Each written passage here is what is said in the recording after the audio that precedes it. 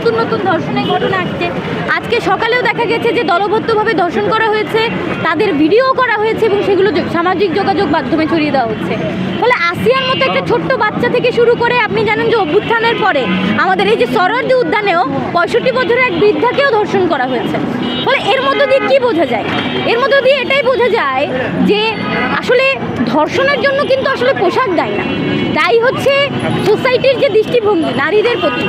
এবং আপনি দেখবেন সিনেমা, আমাদের এইখানকার যে বিনোদনের যে ব্যবস্থা, এখানে অ্যাডভার্টাইজমেন্ট থেকে শুরু করে বিভিন্ন জায়গায় নারীকে যেভাবে প্রেজেন্ট করা হচ্ছে, ফলে একজন পুরুষ নারীকে দেখার সময় এইটা ঠিক ইয়ে করতে পারছে না, পার্থক্য তৈরি করতে পারছে না যে একজন টিভিতে উনি যে অ্যাডভার্টাইজমেন্ট দেখছে, সেই অ্যাডভার্টাইজমেন্টে যখন যে কোনো একটা সাধারণ পণ্যের বিজ্ঞাপনেও আপনি দেখবেন যে একজন নারীকে সেখানে একদম লাস্যময়ীভাবে, সেখানে আর মুখরোচকভাবে সেখানে প্রেজেন্ট করা হচ্ছে, যার ফলে সোসাইটির দৃষ্টিভঙ্গি মেয়েদের প্রতি কিন্তু খুবই বাজেভাবে যাচ্ছে। ফলে আমরা বারবার বলছি যে কেন এগুলো হচ্ছে, কারণ নারীর প্রতি সোসাইটির এই দৃষ্টিভঙ্গিটা পরিবর্তন হচ্ছে না। একদিকে আমরা দেখতে পাচ্ছি যে এইখানে আমাদের ছেলে মেয়েদের পড়াশোনার আয়োজন নাই। গত শেখ হাসিনা আমলে যে শিক্ষা কারিকুলাম চালু হয়েছিল তার মধ্য দিয়ে শিক্ষার একটা বড় ধরনের ক্ষতি করেছে, একদম প্রাথমিক পর্যায় থেকে উচ্চ শিক্ষা পর্যন্ত। তাহলে এই যে শিক্ষার বাজে অবস্থা, তার উপরে আপনি ধরেন এক্সট্রা কারিকুলামের কোনো সুযোগ সুবিধা নাই, মাঠ নাই, বাচ্চারা যে খেলাধুলো করবে তার সুযোগ নাই। ছেলেমেয়েরা পর্নোগ্রাফি থেকে শুরু করে ভিডিও গেমস এইসবে আসক্ত হচ্ছে, মাদকাসক্তে আসক্ত হয়ে পড়ছে, কিশোর গ্যাংয়ের মতো অপরাধমূলক কর্মকাণ্ডে জড়িয়ে পড়ছে। ফলে যেটা হচ্ছে যে এই যে নারীকে নিয়ে যে একটা সত্যিকার অর্থে একজন নারীকে মর্যাদার সাথে কিভাবে দেখতে হয়, সেই দৃষ্টিভঙ্গি কিন্তু সোসাইটিতে তৈরি হচ্ছে না।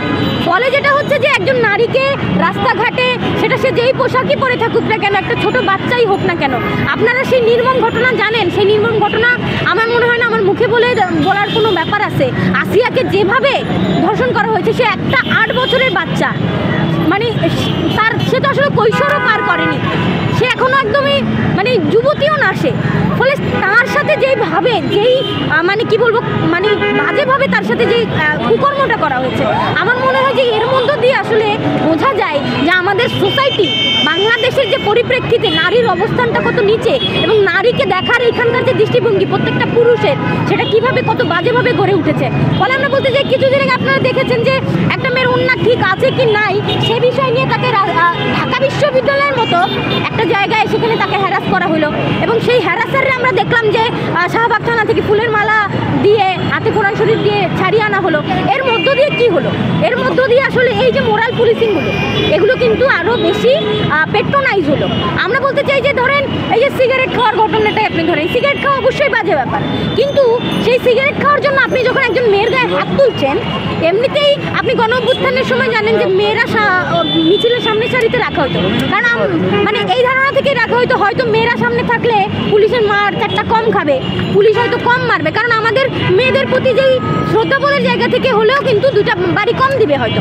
কিন্তু সেই জায়গায় আমরা এসে দেখতেছি যে একজন নারীকে যখন নিপীড়ন করা হচ্ছে, সেই নিপীড়ককে আবার ফুলের মালা দিয়ে, হাতে কোরআন শরীফ দিয়ে, এর মধ্য দিয়ে আমরা কি মেসেজ দিচ্ছি বহির্বিশ্বেই, বা আমরা কি মেসেজ দিচ্ছি? স্বাধীনতার 54 বছরে বাংলাদেশে বেশিরভাগ সময় নারী প্রধানমন্ত্রী ছিল, হ্যাঁ। তারপরে আমাদের দেশে এখন পার্শ্ববর্তী অনেক দেশের তুলনায় আমরা বরাবরই নারী কারণ